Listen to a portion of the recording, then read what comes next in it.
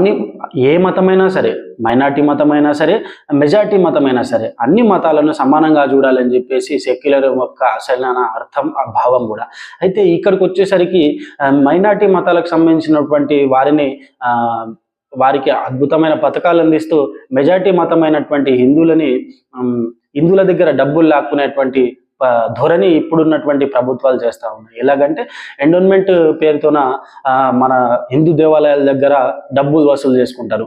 అక్కడ నేను ఇది తప్పుగా భావించొద్దు. హజ్ యాత్ర పేరిట వాళ్ళు వెళ్తే హజ్ యాత్రకు వెళ్ళే వారికి సబ్సిడీలు ఇస్తూ ఉంటారు. కానీ పండగలు వచ్చినప్పుడు మాత్రము మన బస్సు ఛార్జీలు, మన హిందువుల పండుగలు వచ్చినప్పుడు బస్సు ఛార్జీలు కావచ్చు, సరుకుల ధరలు పెంచడం కావచ్చు, టికెట్ల ధరలు పెంచడం కావచ్చు, లాంటి పనులు చేస్తూ మెజారిటీ మతాన్ని కించపరుస్తున్నాయి ఈ ప్రభుత్వాలు. ఇప్పటి నుంచి కాదు, ఎప్పటి నుంచో కాంగ్రెస్ ప్రభుత్వం వెళ్తున్నప్పటి నుంచి ఇది కొనసాగుతూ వస్తున్నది. ఇప్పటికైనా దయచేసి అర్థం చేసుకోవాలి.